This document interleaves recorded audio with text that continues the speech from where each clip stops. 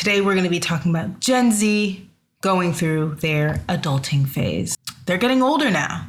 They are aging out. They are no longer that demographic anymore. This is the most humbled I've ever felt in my life. I'm literally holding resumes, a stack of them, so that I can go in person to places and say, are you guys hiring?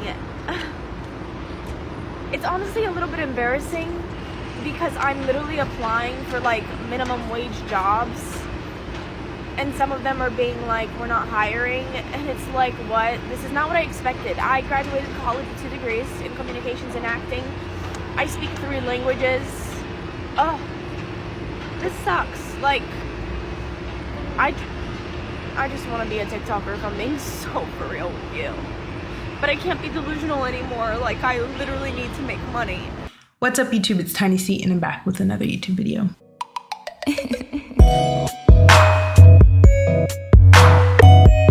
I find this to be a very interesting topic because I feel like every generation goes through their quarter life crisis. I feel like I just came out of my quarter life crisis, so it's very much relevant, and I want Gen Z to have as smooth of an experience through this phase in their life as possible. So the first thing we're going to have to figure out is, what is a quarter life crisis? The quarter life crisis is a period of uncertainty and questioning that typically occurs when people feel trapped, uninspired, and disillusioned during their mid-20s to early 30s. People say that they might feel stuck in a dead-end job while all of their friends advance their careers, or wonder why they cannot seem to make romantic relationships last while other people are getting married and having children. I think other elements of this might be comparisons, seeing your friends, family, social media influencers, just having a successful life, living luxuriously, going on vacations, getting promotions, and then comparing their life to yours, and that comparison making you feel horrible about yourself, feeling like you're behind, feeling like just life is slipping away from you without you having any control of stopping it. I feel like another element of the quarter life crisis is just that realization that you are no longer the youth of the world. They're getting older now. They are aging out. They are no longer that demographic anymore. It's all very hard, and I think that all is coming together for them at once, and it's just hard to ignore. In comparison, what was adulting to millennials? Why do millennials say adulting? It's because we're doing things that adults do, but not getting adult results.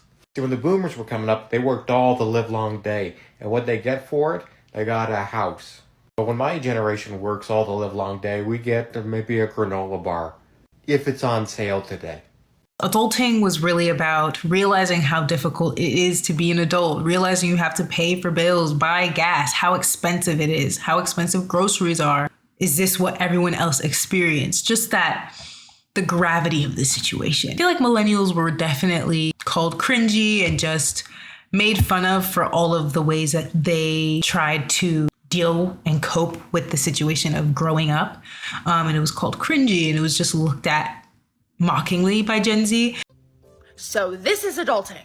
Nobody told me it was going to be this frickin' hard. And you might be wondering, what are you talking about? I can't believe I'm saying this, but my hubsters made me pay the phone bill. Why must he cause me this pain? Does he really think I know what I'm doing? All I know how to do is drink pumpkin spice lattes and cappuccinos. Those are numbs. So call me crazy, but I think when it comes to technology, that's a man's job. I am not adult. I am small girl. Somebody get this man some common sense. Common sense alert. I think they're going to soon realize just you have to cope. You got to cope. A lot of the things I hear about Gen Z is that they're lazy, that they're sensitive. A lot of people report that they're hard to work with, and every generation has a bad rap, but this is Gen Z's stereotypes. And obviously Gen Z has some words about it, like, of course they don't think that's them. And hopefully through this video, I'm able to shed a more positive and hopeful light on Gen Z and the situation that they're going through, because everything just needs a little bit more humaneness and just a little bit more empathy and understanding, because everyone's gonna go through it. You might end up being in their shoes one day, right? I think the first topic to handle is loneliness. This is the first thing that I see a lot when it comes to Gen Z and just all of the crisis struggles that they're going through at the moment. There's definitely a loneliness epidemic. A lot of people are expressing how difficult it is for them and how hard it is to have genuine friendship, genuine connection, genuine romantic partnership, all of the above. The first thing to really observe with this whole loneliness epidemic is the fact that Gen Z went through the pandemic probably at a critical point in their life where they're entering college, exiting high school, and maybe some of them were entering the workforce. That means that at a time where they could have been building community, they were stuck inside. Do you ever get lonely? Yeah, I think everyone gets lonely. That's almost like a daily struggle. I often feel very lonely in the city. What does it feel like? Feels like being lost, like in a maze. With no hand reaching out to you, and you just don't really feel like climbing back out, or you just can't climb back out.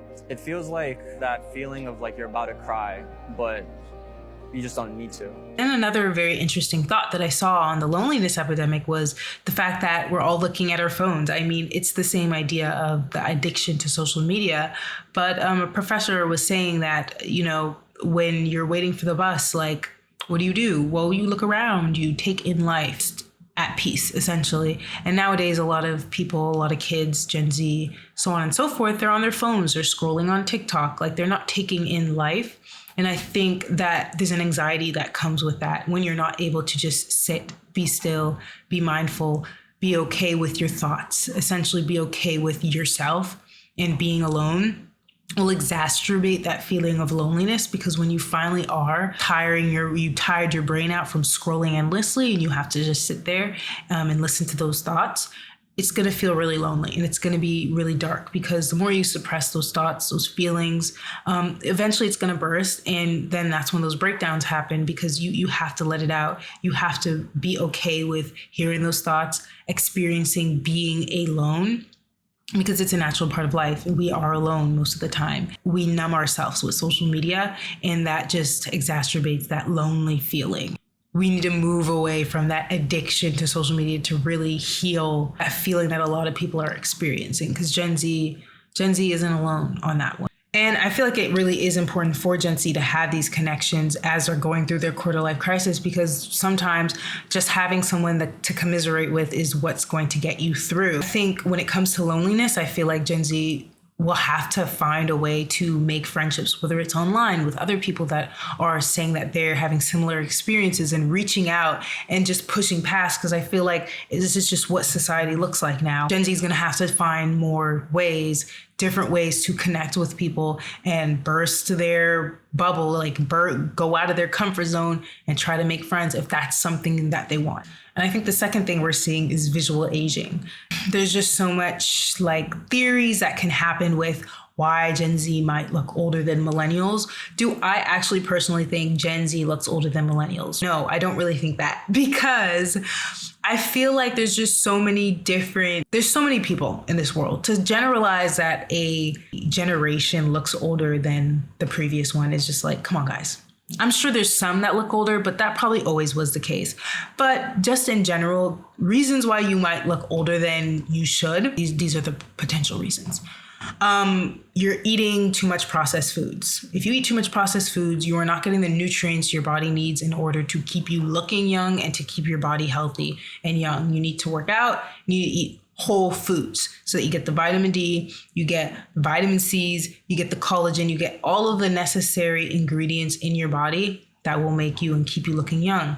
You have to stay away from excessive plastic surgery, because I feel like plastic surgery is aging people. I'm telling you, the BBLs, the facelifts, the lip plumpers, the nose jobs, the this, the that, the Botox, all of that ages you. It's going to make you look older, because previously, I think plastic surgery was for women that were in their 30s, 40s, 50s, 30s, 40s, 50s. But now it's like people are just exiting the womb practically and starting to get into plastic surgery. And that's going to age you.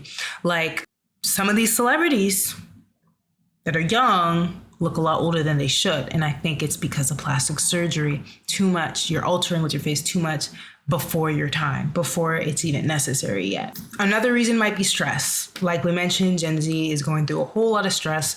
They entered a critical point in their life when the pandemic hit, and I think that will cause a whole lot of stress, and that's going to age you. Stress makes your genes age faster. So we have these little tips on the edge of our DNA strands. They're called telomeres. And just like shoelace tip stops the shoelace from getting frayed, telomeres stop the DNA from getting damaged. And as our cells divide over time, these telomeres naturally get shorter. This telomere shortening can leave the DNA exposed to fraying and damage, basically aging. The number one thing which causes the telomeres to shorten is stress. In fact, this study showed that new doctors who started residency training will have their DNA age by 6 times the rate of the normal population because their telomeres shrunk 6 times faster when introduced to the stress of doctor life. Stress is just linked to so many negative health outcomes that you have to keep yourself as calm as possible. Easier said than done, but that's just another potential theory as to why Gen Z looks older. Next, I want to discuss Gen Z in the workforce. This is a bigger section, a bigger topic to digest and to really talk about because it's really nuanced and it has a lot of moving parts.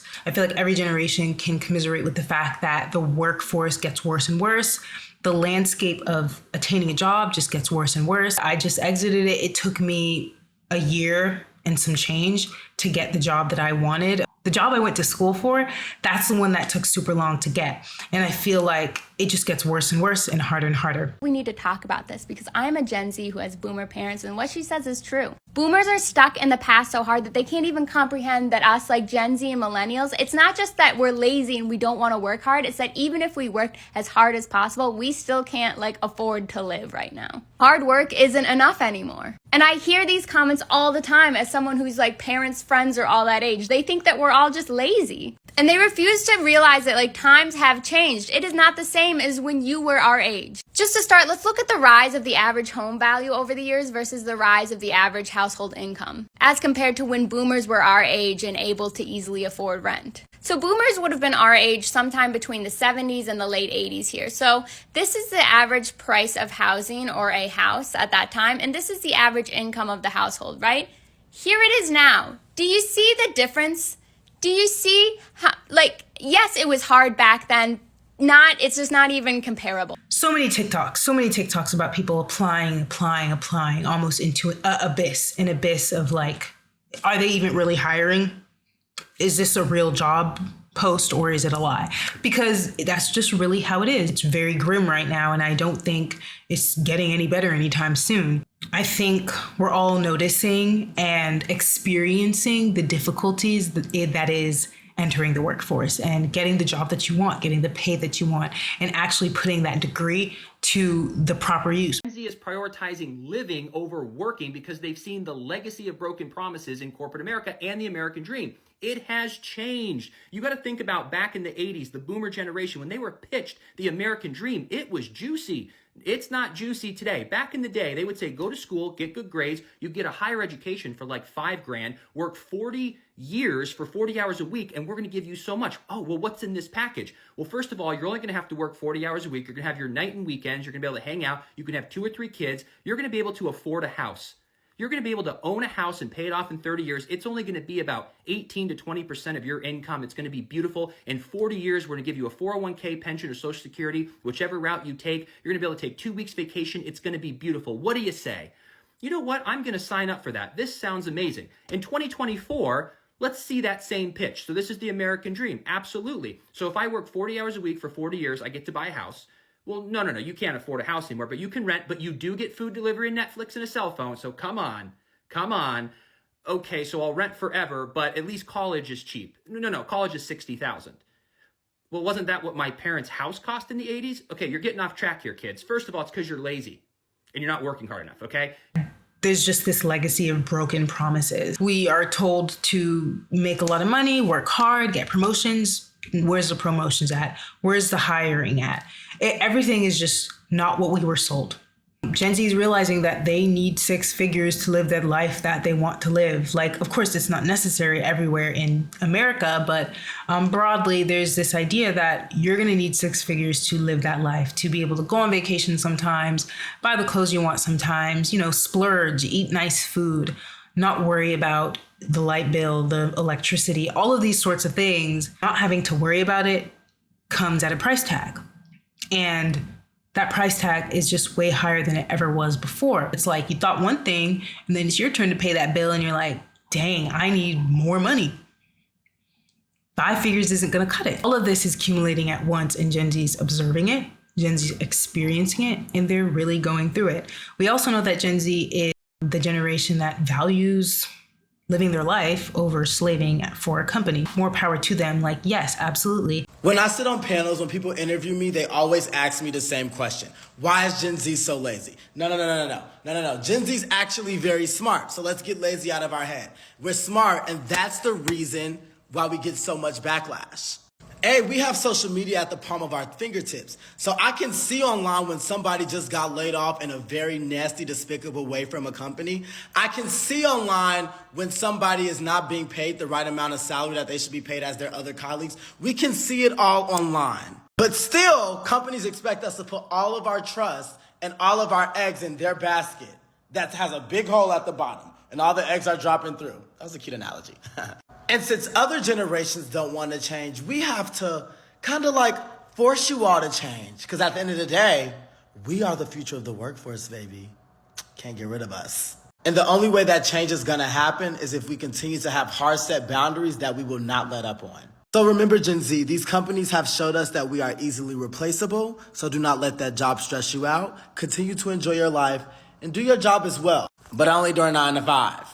And I feel like a lot of generations had this similar sentiment, but you live your life and you realize, but I need the 6 figures, but I need to work. And so you just fall into slaving. You fall into just being the cog in the machine because you realize, well, what am I going to do? Not work? There's just enough people that are playing the game that we're not able to shift into a world where the companies have to serve us. And that's really what I hope Gen Z will be able to do. Shift it to where we get that 4-day work week, to where we get those shorter hours, to where the company starts having to serve us and to bend to our wills and what our needs are.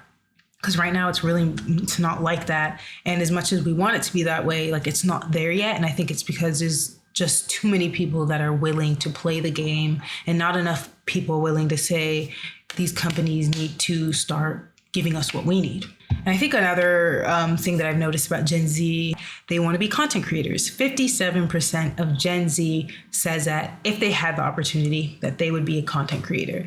And I feel like this has to go along with hustle culture. This is Gen Z's version of the hustle and the grind. And I'm not knocking it at all because I feel like whatever you can do to take control, to take power of the fact that you have to work, you need to make money. And if content creation is it for you, if content creation is what's going to make that easier for you, then, do what you got to do. I like the idea that Gen Z is more welcoming to the idea of having their own source of income and doing whatever you need to do to not have to rely on the corporate side of America to do that for you. Because as we see, like, they don't care about you. They're very much not doing anything about the fact that the wages aren't giving, that the benefits aren't giving, that all of it is not giving anymore. They don't care. And until they're forced to have to do something about it, they're not going to do anything. So it's like, unfortunately, we have to take the power into our own hands and work those side jobs, try to become a content creator, all those things that previous generations probably didn't think to do or have the desire to do. Yeah, I just hope that power can be given back to Gen Z in the fact that very much value your life over a job, but don't slave away for a company. I like the direction that Gen Z is going in prioritizing their life and having fun over slaving away at a company, because at the end of the day, all you have is your life. Nobody wants to live to work. You want your work to serve your life. You want your work to fund your life. And there's definitely a difference there.